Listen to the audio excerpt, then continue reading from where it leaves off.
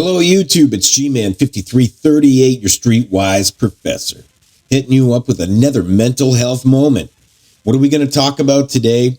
Well, we're going to talk about stuck points and alternative thoughts. All right. These are two crucial things you need to learn how to crush in order to deal with your mental health appropriately and your issues of PTSD, anxiety, depression, whatever it is. This is going to help you, not just in your mental health, but in life in general.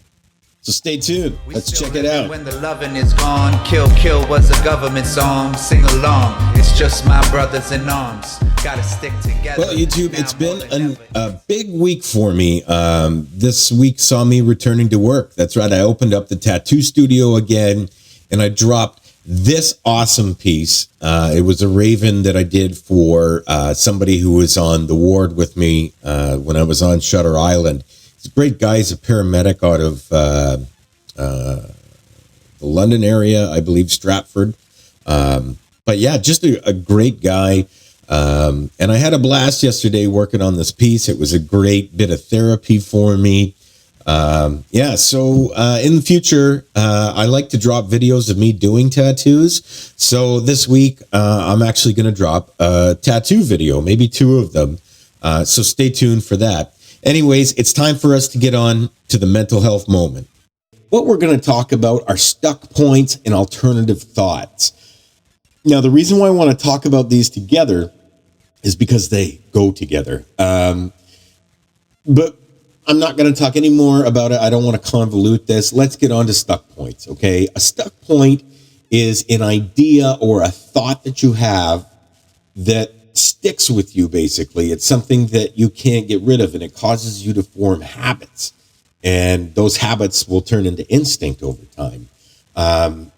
But that is essentially a stuck point. So for me, with my PTSD, one of my many stuck points is that if I leave my house, something terrible is going to happen to me, or something terrible is going to happen out there, and I'm going to have to do something about it. And so that was my stuck point, and that became my life. Like, I worked around that. I mean, I rarely left my house. If I left my house, it was to get alcohol or to pick up my children. That was it. Those were the only times I left my house. And it was all because of that stuck point.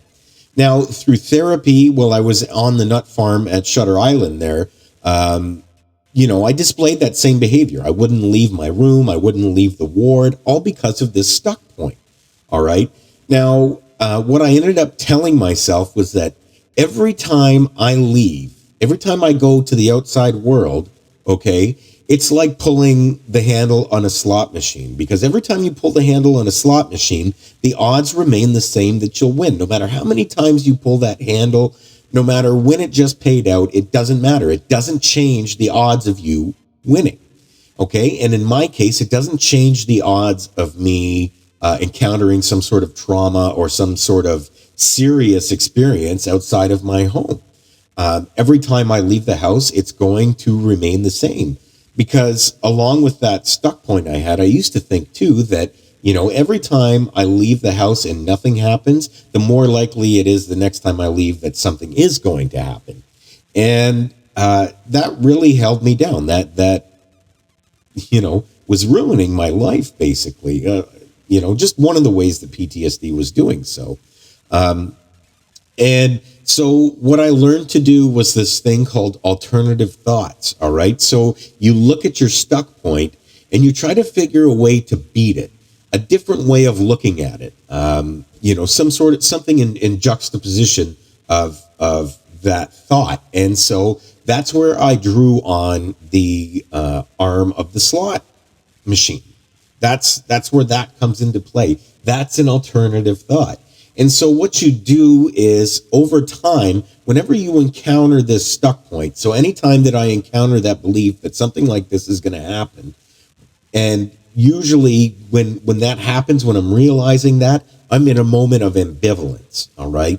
And so in that moment of ambivalence, I realize that I'm feeling this way, and my instinct is to go one way, but I have to use that alternative thought, because nothing changes if nothing changes. If I don't think or view things differently then nothing is really going to change. And I'm just going to be repeating things over and over and over and over and over again, and nothing will change. I will never get better. The life I live will never improve. All right, YouTube, thanks for sticking with me through a mental health moment. The reason why I'm dropping this early on a Sunday as opposed to a regular weekday is that I'm looking forward to dropping some tattoo videos for you this week. I have quite a few clients coming in this week. It's a busy week at the shop, and so I want to share some of that with you. So stay tuned for some tattoo moments. Until that happens, I want you all to stay up, stay strong, and look out for each other, people, because we're all we got. Peace. Yo, this one's going out there to all my homies, my natives, my brothers, my family that's supporting me.